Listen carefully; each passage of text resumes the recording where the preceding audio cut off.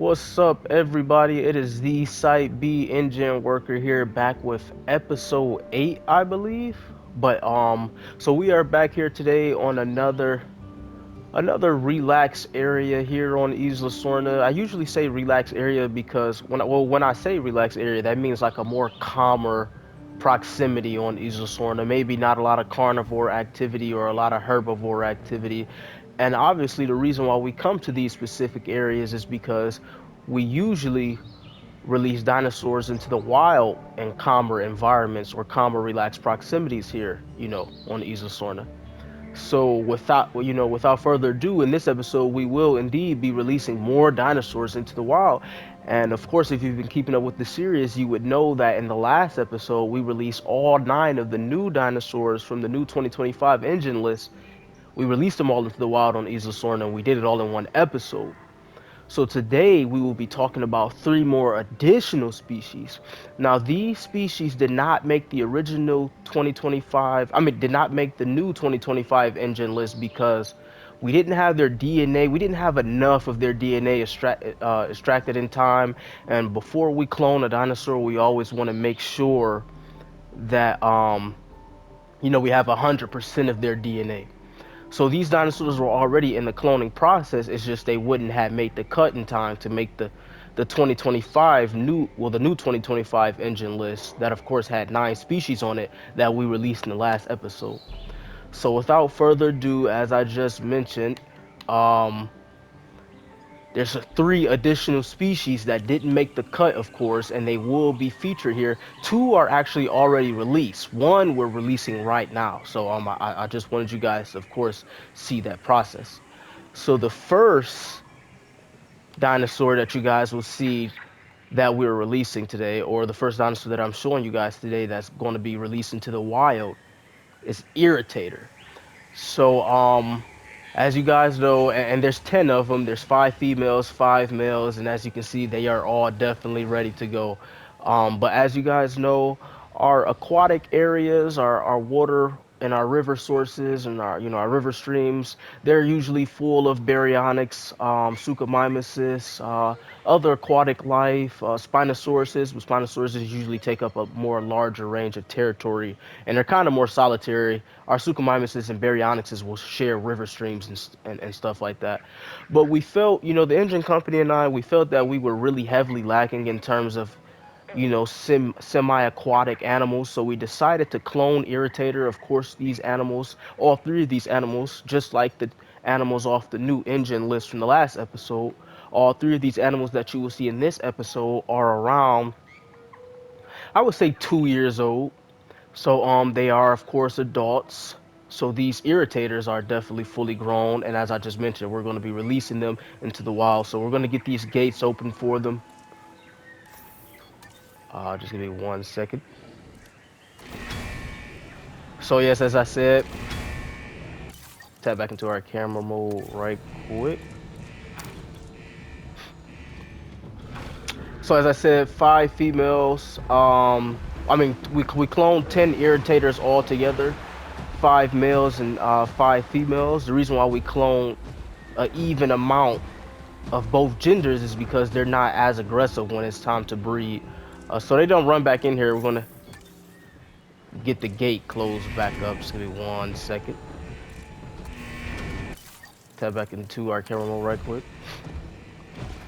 We're having a little bit of lighting issues with our camera sometimes. Sometimes we have like technical malfunctions, so forgive me for that.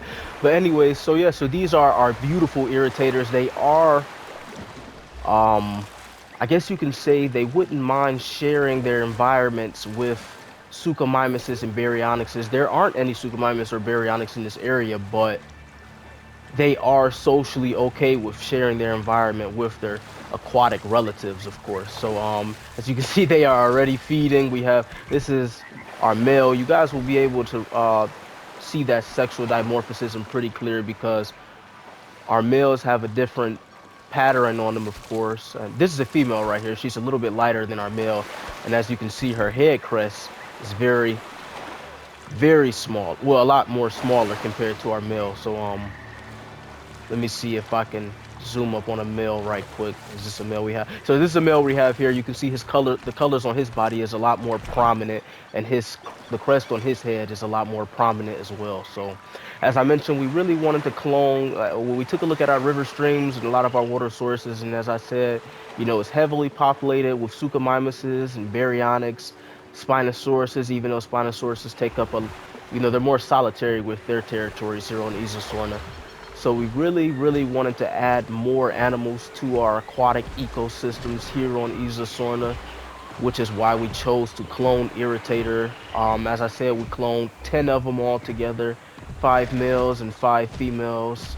Um, they are just a tad bit smaller than our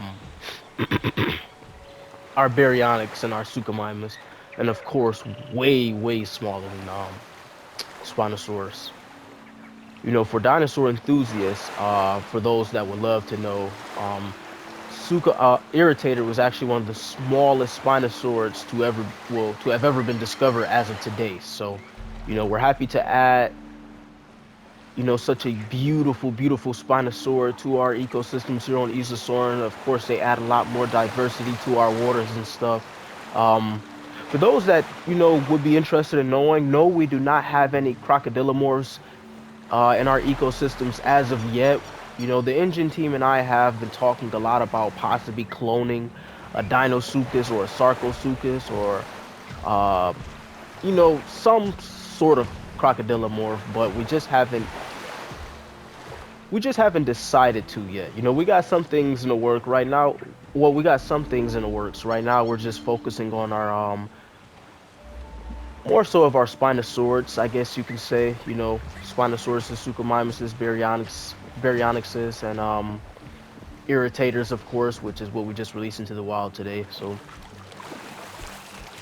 yeah, so we're happy, extremely happy to get these guys into the wild. And of course, like I just said a couple minutes ago, this is the first out of 2 more species, 3 altogether, but this is the first out of 2 more species that we just added to the wild here on Isosorna.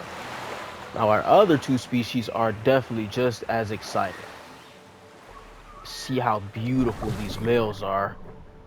Our GoPro cameras actually do have the ability to go underwater as well sometimes, which is perfect because you guys don't really have to worry about any malfunctioning issues if we want to go and submerge ourselves underwater to get a better look at these beautiful animals if they ever, of course, dive underwater. So anyways, we're going to spend a couple more minutes looking at these. Well, actually, I'm excited to show off the other 2 beautiful animals. So, of course, we're going to come back to our irritators. They're probably not going to do much since we just released them into the wild. Of course, they have to grow accustomed to their new territories. All of these are clone, well, I guess you can say siblings. They're not blood siblings, but they are siblings by clone nature, meaning they were all cloned. Beautiful, beautiful vocalization sounds from these beautiful animals. But they were all cloned together, but of course, we have 10 irritators here, so of course they're going to eventually venture out and find their own territories. We have 2 males here already fighting for dominance. But they do this a lot. These guys are brothers. They won't kill each other or anything like that. This is just how they showcase dominance to each other. But of course, as I was just mentioning, with 10 irritators all together, 5 males, 5 females, of course, eventually, these individual irritators are going to eventually pair up with one another. One male might pair up with a female, and of course, they're going to mate. And in future episodes, we'll see juveniles and stuff like that. But anyway, so let's go check out our next species. We're going to go a little bit upstream here. I'm super, super excited. Last week was a lot of fun in terms of us releasing all 9 of the new 2025, all 9 of the animals off of the new 2025 engine list into the wild. So this is another cool episode because we get to release more animals into the wild. So as you can see, we actually have a nest here, and we have more nests, but I want to get to that in a minute. So the new species, the second new species in today's video that we released that we released in the wild. So the next 2 species that you guys will see, we actually already released them off camera. The Irritator was I just wanted you guys to see that process. It's not like you guys haven't seen us manually release, animals into the wild before, because that's what we did all last episode. But as I just said, the next two species we already released them into the wild, and as I mentioned plenty times, when we release animals into the wild, the individual species will of course pair up and begin to mate. But every blue moon, when we release or when we clone a new animal, sometimes we'll hold them back just to make sure they breed. That way, we release them into the wild with them already getting ready to lay eggs. So with that being said, our next species is Deinocheirus. So this was a heavily requested creature, requested species amongst our engine team, our engine board members. As I said, we didn't have 100% of its DNA ready when it was time to make our new 2025 engine list, which is why I didn't make the cut. But as far as Deinocheirus goes, we cloned 14 of them, 7 males, 7 females. They aren't aggressive when it's time to feed, of course. You see them all swimming, the juveniles swimming, the adults swimming, of course, and they are wonderful swimmers. And as I just mentioned, same thing with the Irritator. Our aquatics, our semi-aquatic life was heavily lacking here on Isla Sorna, and we're all for populating Isla Sorna with a wide diverse of species and stuff like that. So we were definitely interested in adding another swimming semi-aquatic animal to the river streams and stuff like that, to our aquatic life here on Isla Sorna. So these guys are extremely beautiful. As I mentioned, you can see them just diving for their food. See if we can go up under. As you can see them catching fish. Sometimes they'll feed on aquatic vegetation on the floors of the water and stuff like that. But yeah, we cloned 14 of them, 7 males, 7 females, and as I just mentioned, we held off on releasing these guys for a while to make sure they would breed, of course, and then boom, we released them into the wild and they started laying eggs. So that's what that nest was over here. There's another nest somewhere close by. I believe there's 4 nests altogether. And the reason why we do that, we're all for life finding a way here on Isla Sorna, but we're real big on making sure our ecosystems stay established and stay intact and don't cause too much harm to themselves. And we're going to check out the rest of this proximity here. I just want to show off our new beautiful animals. These, even though we just released all the new animals off of the new 2025 engine list in the last episode, we're always looking to extract as much DNA as we can from more fossils and more, fossilized mosquitoes, of course, to add them to the ecosystems here on Isla Sorna. So of course, as I mentioned plenty of times before, this is stuff that we can do on our own. All this stuff is government approved, so we're not disturbing or causing any harm to anything like that. We're able to do our own cloning here and do our own testing here, of course. And at one point, cloning dinosaurs were illegal in the early 90s, well, in the late 90s, going into the 2000s. But for those that read a little bit about the illegal cloning that took place, which, the species that was a part of that illegal cloning was Corythosaurus, Ceratosaurus, Ankylosaurus, and Spinosaurus. That's not necessarily the case no more as of 2025. The engine company is free to clone as much as they want here on Isla Sorna, just as long as it doesn't involve, recreating any parks or anything like that. So anyways, yes, these are our beautiful Deinocheiruses. We're just happy that they are already, breeding successfully. Of course, we held them back just to make sure that they would breed successfully. We have our beautiful juveniles, and this is the male right here. I forgot to mention, the more brighter ones are the males. Um, the more light ones are the females. And we actually have a compy right here. I do believe this is the first time that you guys have seen a compy in this Site B mode series. And that's mainly because compies are extremely small and always hard to spot. But there's, of course, hundreds of them all over the island. So that's funny, this compy literally just came out of nowhere. I wasn't expecting to see a compy. Okay, this is a male going for the water. He's probably about to get ready to feed. These guys will defend themselves if necessary. Of course, we've cloned them that way. We usually try to clone a lot of dominant genes in our animals, especially our animals that can defend themselves a lot better than so what do we have over here? I seen something moving over here. Oh, Okay, so yeah, this is actually M. Montesaurus here. We actually tracked him earlier. There are more M. Montesauruses in the area, but he got split up. He got split up from his family somehow, which is of course very unfortunate. So he's been too scared to swim across this water stream. He might be frightened by how many Deinocheiruses are in the area, and of course how big they are. Like these guys are extremely huge. I mean, I know you're only seeing them amongst each other, but if you would look at them compared to maybe a large hadrosaur like Edmontosaurus, you see how big these guys get. And they're excellent divers, excellent hunters. Of course, they feed from aquatic vegetation life, and they also feed from fish life as well. So these guys, I think they're going to be a great addition here on Isla Sorna, and they're going to, they're going to be good in terms of, well, they're going to do good in terms of establishing their own territories and stuff here. And in terms of the juveniles, this is probably my favorite one. We were present when all of these juveniles were born, of course, because we made sure that they were born in captivity before we released them to the wild. So anyways, there's one more species to look at, but we're going to just scope out this little proximity right quick before we go and seek out that species. So of course, we're going to see what else is in the area. We have some Pachycephalosaurs, and we have some ornithomimuses. So that's exactly why I want to come to this area. We have 5 of them, 2 males, 3 females. For those that's been keeping up with the series, you know that Ornithomimus was a part of the new 2025 engine list. It made the cut out of the 9 animals. We cloned 20 of them in the last, well, we released 20, we cloned 20 of them, and we released all 20 in the last episode, 10 males, 10 females.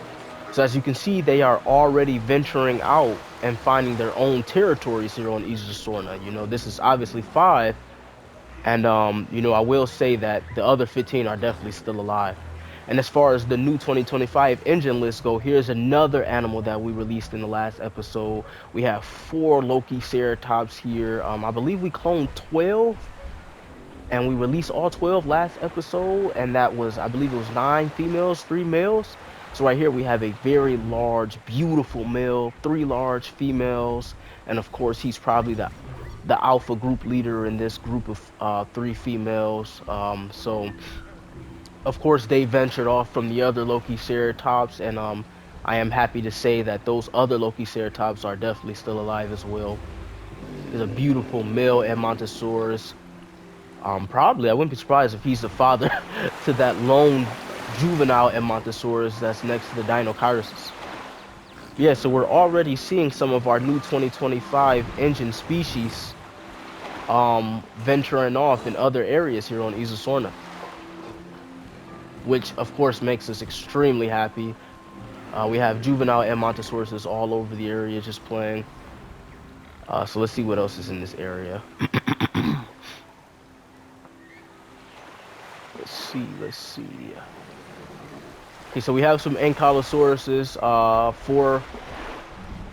4 adults. We have 3 juveniles. If I'm not mistaken, this is the first time you guys have seen a juvenile Edmontosaurus here on Isla Sorna. You guys have seen plenty of adults. Like these are 2 females right here. Yeah, 2 females. As you can see, they both just hit each other with the clubs of their tails. But yeah, so if I'm not mistaken, this is the first time that you guys have seen juvenile Ankylosauruses, which is actually pretty cool. Those that have been keeping up with the series, you guys will know that Ankylosauruses are pretty solitary here on the island. They usually stay to themselves and out of the way. So we're gonna see what else. We're gonna come back to our irritators later, of course. Forgive me for any static that you guys might hear in the background. But we're gonna see what else is in this area, in this little proximity. As I mentioned plenty of times before, usually when we're recording our when we're releasing animals into the wild, we always pick more relaxed areas. That way it's not a lot of conflict with certain species. We have a Parasaurolophus here, and a Homocephaly. That's how I like to pronounce their name. They're pretty small, so you usually might miss the Homocephalies, of course. Wouldn't be surprised if there's more Parasaurolophus. Yeah, so we have 1. If I'm not mistaken, these are, yep, juvenile Parasaurolophus. I don't think we came across any Parasaurolophus in the last episode, so this is you guys' first time seeing them in a while. See a juvenile interacting with his father here. This is a male, female. Um, we also have some more Edmontosauruses in the area. The more darker ones are the females with the red behind, with the red coloring behind their necks. The more darker green ones, and they're mixing with our beautiful. You guys, I haven't really said this before, but one of my favorite animals in general, you know, in just terms of dinosaurs and stuff like that, is Edmontosauruses. Edmontosaurus was the animal that was dang near extinct, according to Dr. Ian Malcolm, when he made his way to Isla Sorna and did his species count back in 1997. So when we recloned this animal and you know we watched it repopulate all over the island because they were doing well in terms of breeding, that was something that just made me extremely happy, and I just fell in love with the Edmontosaurus because it's such a peaceful animal. You know, in terms of hadrosaur type dinosaurs, you will see it usually all over the place here on Isla Sorna. And as I mentioned before, it usually just makes me happy because it just goes to show that these animals are absolutely thriving compared to when Dr. Ian Malcolm was on Isla Sorna way back in 1997. And the only thing reported from an Edmontosaurus was just a skull of one when the big trail game hunter Roland was hunting the buck Rex. According to his documents, he only seen a skull of one Edmontosaurus in the nest of, you know, the two Rexes. So anyways, we have another little area here that we're going to check out in this proximity. Then of course we're going to circle back around and come back to our Deinocheiruses, our beautiful, beautiful Deinocheiruses, and their beautiful ducklings, of course. You know, Deinocheiruses are like huge ducks. You know, I just love to see these beautiful animals dive up under for either aquatic life. You can kind of see him scavenging for aquatic life. They're such amazing swimmers. Maybe swim just as good as our Spinosaurids here on the island. So anyways, let's make our next down to our next little proximity here. We have another variety of animals in this little area. Sometimes when we do these episodes, I'm unsure what could be in the area. Other times, I usually give the area a good scope. This area, we gave a good scope out because, of course, we had to make sure the area was a calm area before we just decided to release animals in it.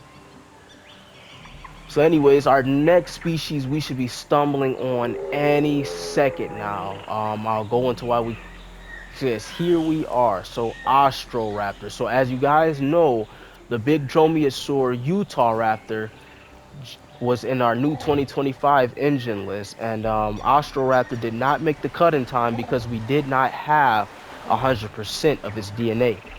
But we cloned 15 Austroraptors, 5 males and 10 females. So this is a male right here. He has a larger crest of feathers on top of his head and of course right up under his neck. This is our female right here. She doesn't have a crest of feathers on her head or right up under her neck. And this is actually, I was going to get to them in a minute. You can see this is their little cave right here, their little home. They claimed this territory when we released them here. But I was going to get to this big guy in a minute. So this is actually the alpha male. He's the only male with this coloration.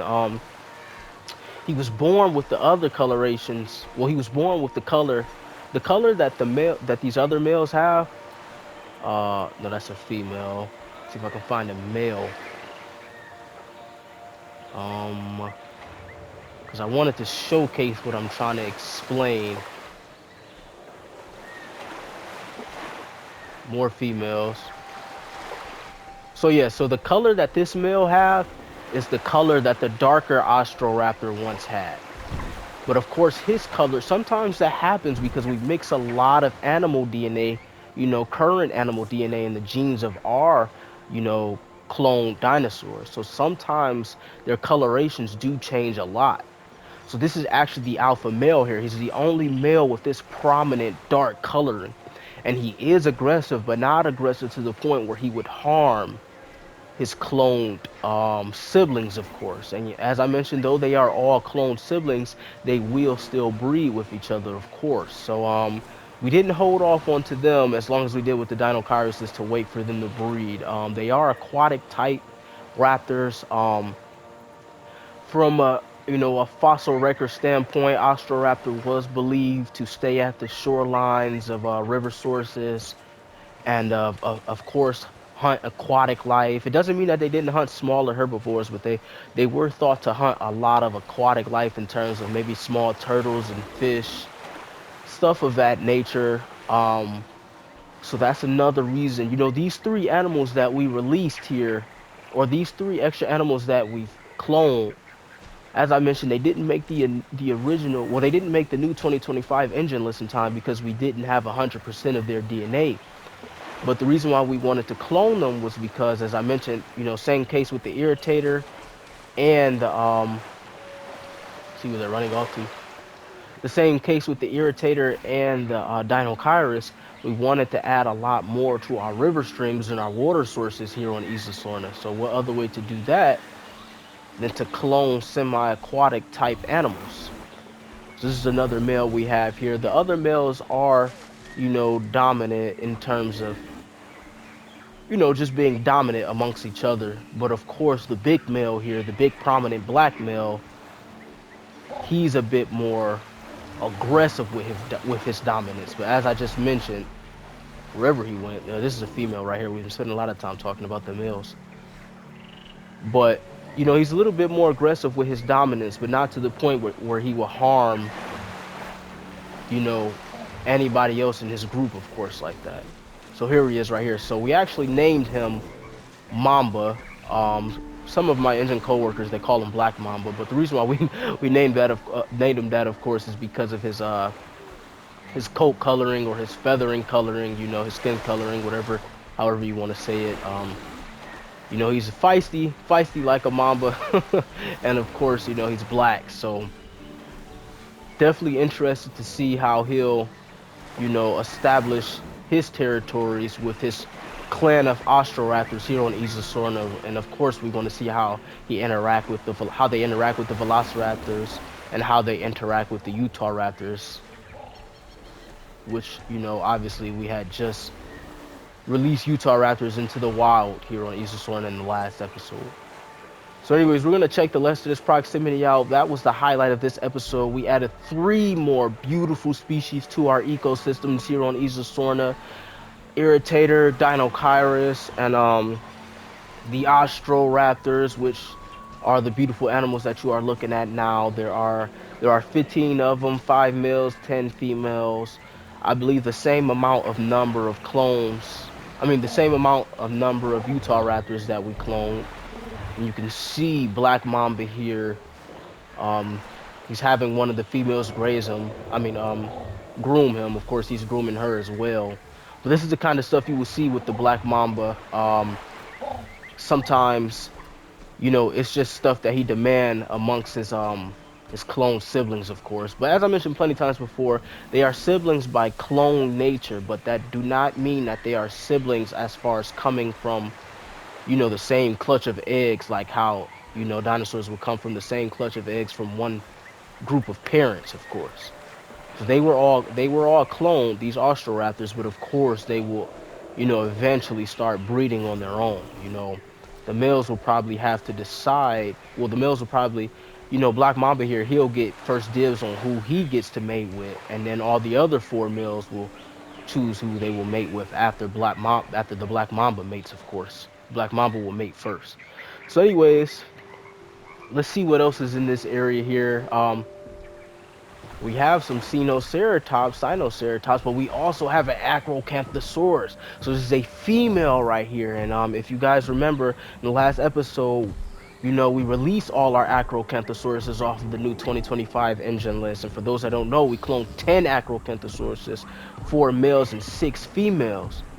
So this is a beautiful, beautiful female we have here. I don't know if she's by herself or anything like that, but if you guys remember when we released the Acrocanthosauruses into the wild last episode, the females were extremely aggressive and immediately began hunting. They began to hunt as soon as we released them into the wild out of their holding chambers. And we also have some Muttaburrasauruses, so they were also on the new 2025 engine list. So that just goes to show you that the animals we released off of our new 2025 engine list, they are, already seeking out other areas here on Isla Sorna to venture off to. And if I'm not mistaken, it looks that we have this female Acrocanthosaurus here. She might be challenging this male Stegosaurus because there are juvenile Stegosauruses in the background along with female Stegosauruses. So they could be fighting for, we have a male and a female. So yeah, this male might, just right off the bat, the female Acrocanthosaurus just straight kill this fully grown adult male Stegosaurus. And as I just mentioned, well, let's see where she's after right now. But as I just mentioned, there are more Stegosauruses in the background. We have a female lying right here. As you guys can see, we have juveniles playing in the background. So that male probably felt the need. This male right here, he probably felt the need to protect his territory. But, oh wait, we have the female running off again. She appears to be chasing. As I said, guys, if you guys watched the last episode, you will remember how aggressive the female Acrocanthosauruses were.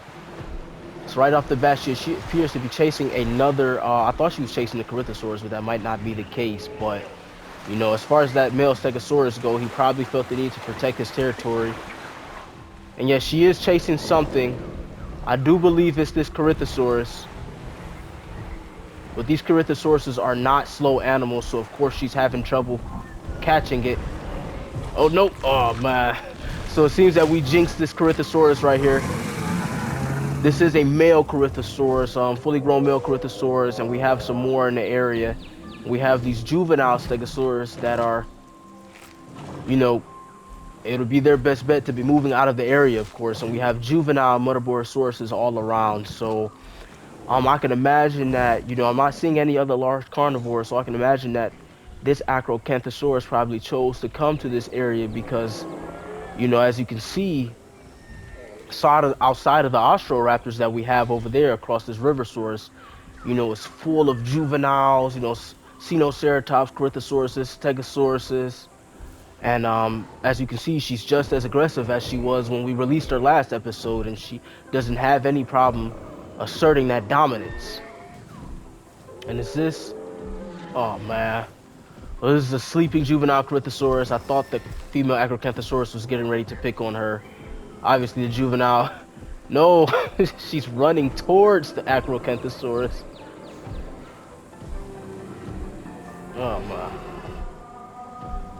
But these other Corythosauruses might not be worried because they know that the Acrocanthosaurus just hunted. They are panicking though, but they know the Acrocanthosaurus just hunted. So anyways, we're gonna see what else we might have in the area. Let's see. Oh wow, so this is just a good episode. So we actually have some Padigotitans. Padigotitans was another animal that we released into the wild here on Isla Sorna in the last episode. In terms of, as far as Padigotitans go, we cloned 14 of them, 7 males and 7 females, and we have a female right here. So 1 male and 2 females, but there's not a lot of them. So as you can see, they probably broke off from the herd and started seeking out their own territories, which is what we love to see. We love to see our animals here on Isla Sorna expanding their territories and stuff. So we're going to see what else is in this little area. As I mentioned at the beginning of the episode, this is a relaxed area. We have some Dryosauruses, more Muttaburasauruses. I'm happy to finally see these guys now because we were seeing, our Parasaurolophus, or Lower Titans, and Edmontosauruses a lot. Not that that's a problem, but I'm just happy to see, a more diverse of species because, we cloned new species and added them to the ecosystems here on Isla Sorna. So we're just going to check out the area, see what we have over here. We have Protoceratops, but we also have, this is a juvenile Metriacanthosaurus, and it looked like he was just feeding. Okay, so we actually have a family of Metriacanthosauruses here. So this is a female Metriacanthosaurus, a male adult Metriacanthosaurus, and we actually have two juveniles. So since these guys are here, I can imagine that they probably raised their young here because they wouldn't be stupid enough to seek out an area where a large, aggressive Acrocanthosaurus is. So the Acrocanthosaurus, and is he bleeding? Yes, so this male probably has been doing some type of fighting, but I'm unsure with what. Definitely not with these Protoceratops because these Protoceratops wouldn't last at all. But they had this pair of Metriacanthosauruses, they had to have raised their young here, and I'm assuming that the Acrocanthosauruses followed them here. I mean, the female Acrocanthosaurus followed, not necessarily followed them here, but stumbled across this little territory because these two Metriacanthosauruses wouldn't raise young here, and I wouldn't be surprised if they start seeking out new locations to go to because, you know, I don't even think two of these Metriacanthosauruses could take on that Acrocanthosaurus. They might be able to kind of direct it away from its young, but, and speaking of its young, this is the first time that we've seen juvenile Metriacanthosauruses. We've seen adults, but this is the first time that we've seen juveniles, so it's actually pretty cool. You guys can see how beautiful they look. Because they are so far off from all the other herbivores, I doubt we'll see any action between them. And our Metriacanthosauruses on Isosorna, or just in general, our Metriacanthosauruses are more relaxed anyways, you know. That's why they're over here with their young. They can be group animals, but not necessarily how Allosauruses are in terms of, you know, group animals. So anyways, we're going to spend our last couple minutes, and we're going to head back to the location where our irritators are before we get ready to wrap up this episode. As I say plenty times, I try to keep these episodes around the 40-minute mark. We just about saw everything in this little proximity, you know, Acrocanthosaurus, Mutaborosaurus, Dryosaurus, Corythosaurus, Ostroraptors, Cenoceratops, Patagotitans, of course our wherever she went, our very, very large and aggressive Acrocanthosaurus that we got to see go on a feeding frenzy just as she did when we released her into the wild. So I'm just going to speed our GoPro camera up as we pass back across our beautiful, beautiful Deinocheirus, guys. Hear me good when I say me and the other engine workers, we were definitely looking forward to getting 100% of the Deinocheirus' DNA, and we were happy once we were able to clone these beautiful animals. So we're extremely happy to have them in a while here on Isosorna. I'm happy that they already got juveniles all over the place. Um, but anyways, we're gonna spend our last little couple minutes checking on our irritators here to see how they're doing. Of course, they haven't made their way down to where the Deinocheiruses are. You know, if there's one thing I'm interested in seeing most is how they will interact with their Spinosaurid cousins, of course, the Baryonyxus and Suchomimuses. I know they probably won't interact with the Spinosauruses at all because Spinosauruses are extremely aggressive. So as you can see, this is where they were released at in the beginning of the episode, of course, so this is where they will feel most comfortable at. And eventually, just like all our animals that we release out into the wild, they will eventually start, you know, making their way to other locations here on Isosorna. And in terms of them breeding, I'm excited to see them introduce young, you know, into the wild here on Isosorna and see how they all intermix in the large river streams and stuff that we have with the Baryonyxus and Suchomimuses.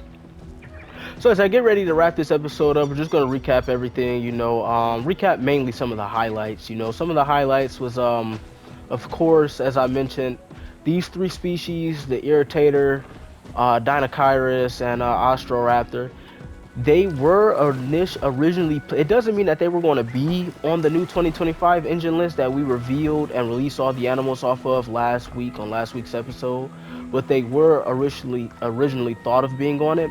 It's just that we didn't have 100% of their DNA at the time that we cloned all of the new 2025 engine dinosaurs. So that's why we still decided to release these animals, because we felt that we owed them that much because we didn't release them into the wild. I mean, because they didn't make the new 2025 engine list. So, anyways, guys, I really, really, really, really, really hope you guys enjoyed this episode. Please keep up with the series. There's a lot more to come in store. I appreciate everybody that's been watching, tuning in, leaving comments, keeping up with these beautiful, beautiful animals.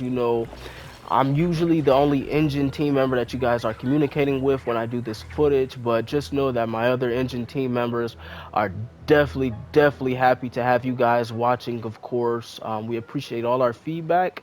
And as I just mentioned, uh, stay on the lookout for more Site B Mode series episodes because we have a lot more in store in terms of all of that. I'll catch you guys on the next episode.